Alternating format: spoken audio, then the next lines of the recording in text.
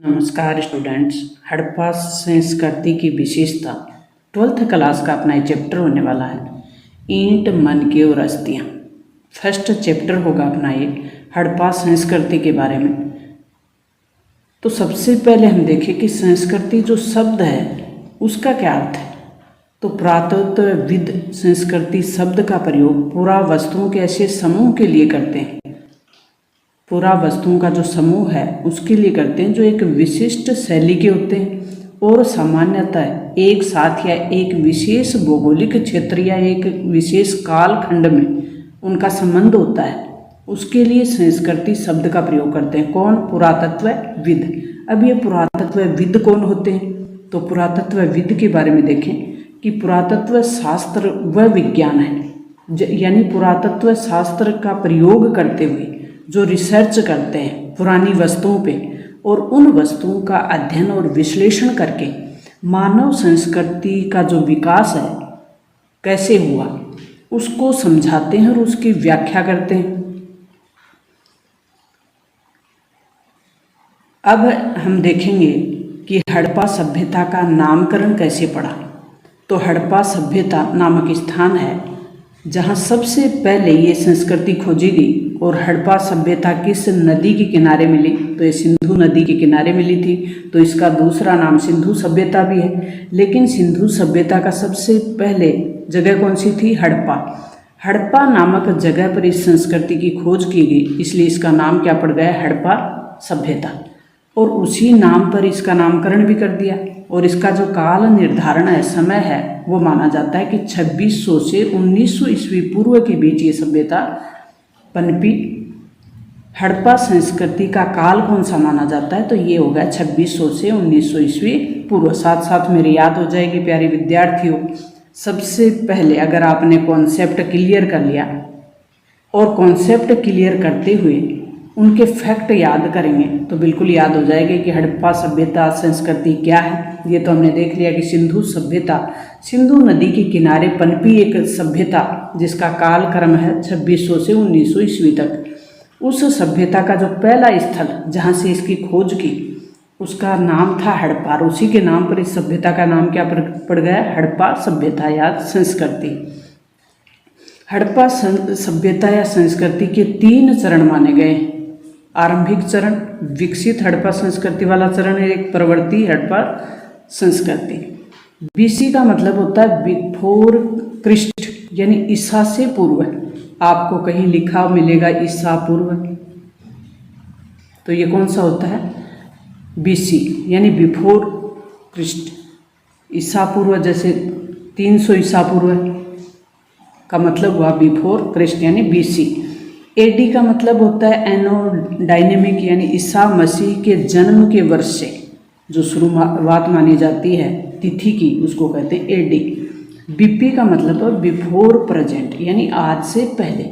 सिंधु सभ्यता की सबसे विशिष्ट पुरावस्तु है वो कौन सी मानी गई है?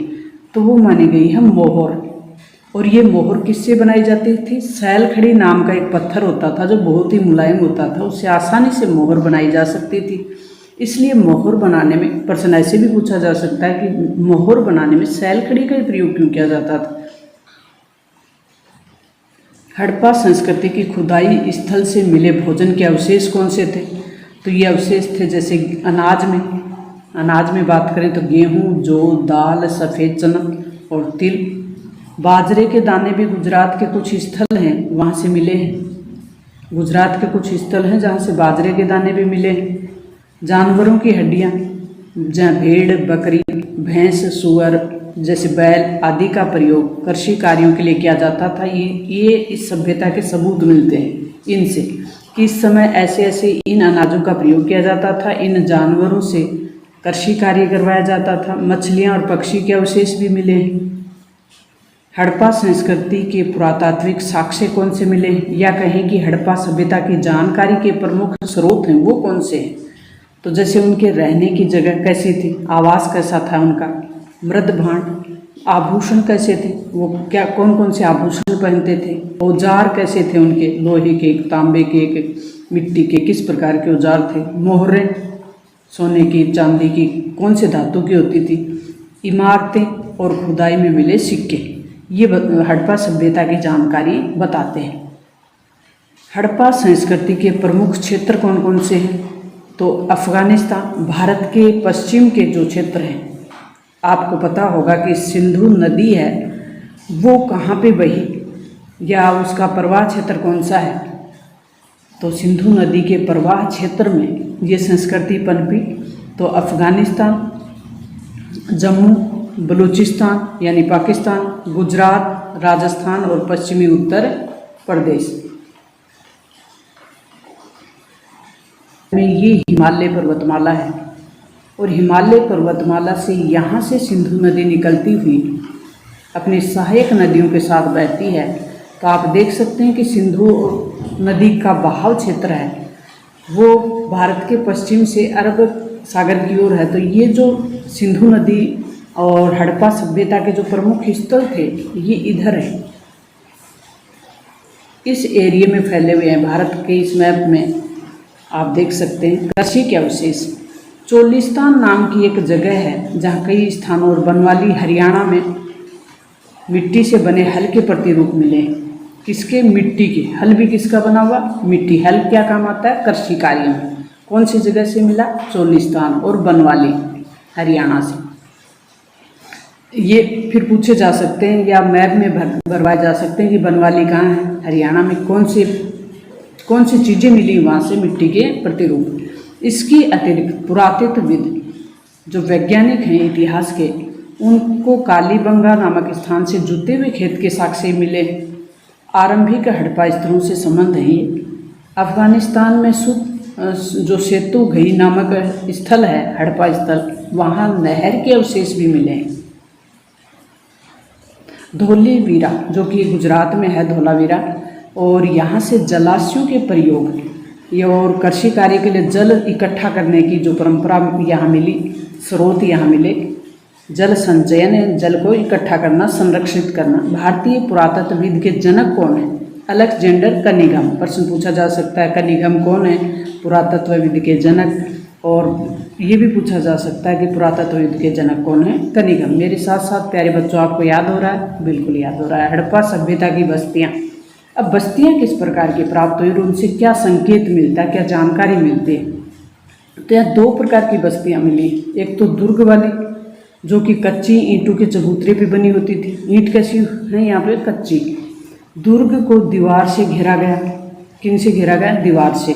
दुर्ग पे बनी संरचनाओं का प्रयोग संभवतः विशिष्ट सार्वजनिक प्रयोग के लिए किया जाता था। सार्वजनिक यानी सबके उपयोग में काम आ सके। निजी होती हैं जो पर्सनल होते हैं। निचला शहर आवासीय भवनों के उदाहरण प्रस्तुत करते हैं। निचला शहर की दीवार से, ये भी दीवार से घिरा होता था और इसके अतिरिक्त कई भवनों को ऊंचे चबूतरों पे बनाया गया जो नींव का कार्य करते थे। हड़प्पा सभ्यता की सड़कों और गलियों की विशेषता कैसी होती थी? तो इनकी जो सड़कें और गलियां होती थी वो लगभग एक ग्रिड पद्धति पे बनाई गई। ग्रिड पद्धति आप जानते होंगे, जो एक दूसरे को काटती हैं। ये एक दूसरे को समकोण पे काटती थी। जल निकास प्रणाली अनूठी थी। जल के निकलने की जो प्रणाली थी, जैसे नालियों की व्यवस्था थी, वो इनकी बहुत अनूठी थी। और घरों के गंदे पानी को निकालने की नालियों से जोड़ा गया था। सड़कों के साथ साथ नालियों को बनाया गया था। सड़कों और गलियों को अलग अलग अगल बगल के आवासों से बनाया गया। हड़प्पा सभ्यता में सिंचाई के प्रमुख स्रोत कौन से थे? तो प्रमुख स्रोत थे, नहरें थी, कुएं भी मिले हैं, जलाशय भी मिले हैं, तालाब। विशाल स्नानागार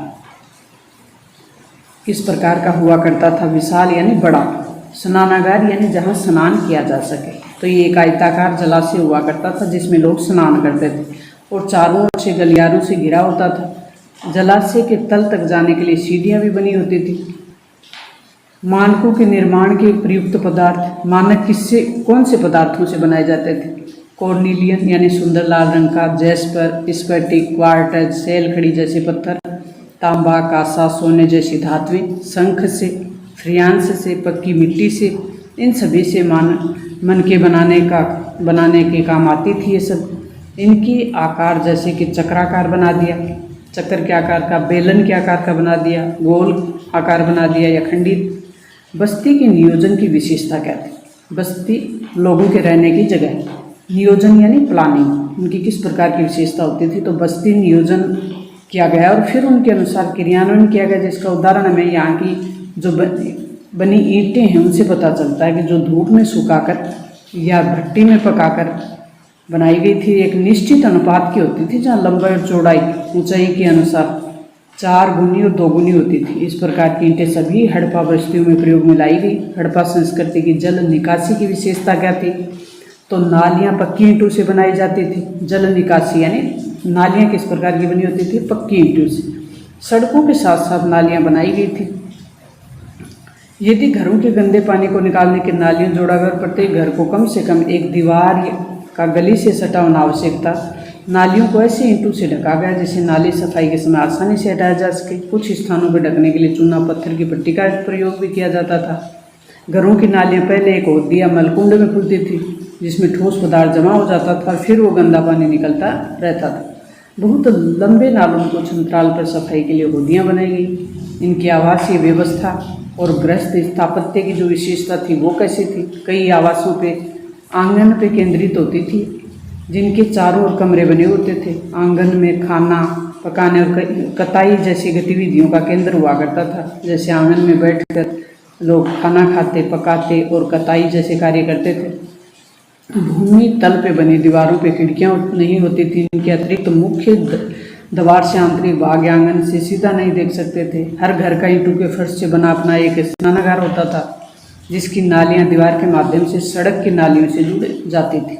कुछ घरों में दूसरे तल या छत पर जाने हेतु बनाई गई सीढ़ियों के अवशेष भी मिले हैं। कई आवासों में कुएं भी मिले हैं। अधिकांशतः एक ऐसे कक्ष भी बनाए गए थे जिनमें बाहर से आया जा सकता था, जिसका प्रयोग संभवतः राहगीरों द्वारा किया जाता था। राहगीर यानी रास्ते जाते हुए लोग। मोहनजोदड़ो में कुओं की संख्या कितनी बताई गई है, 700।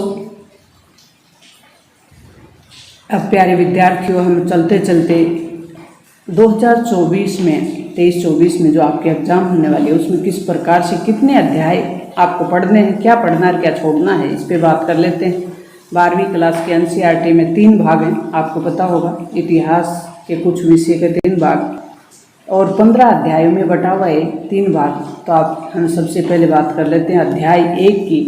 और एक अध्याय में से पहला चैप्टर भी नहीं हटा, ये भी आएगा, 2 भी आएगा, 3 भी आएगा, 4 भी आएगा। इसमें कुछ भी नहीं घटा है। 5 भी नहीं हटा, 6 भी नहीं हटा, 7 भी नहीं हटा, 8 भी नहीं हटा, लेकिन 9 हट गया है, ये नहीं आएगा।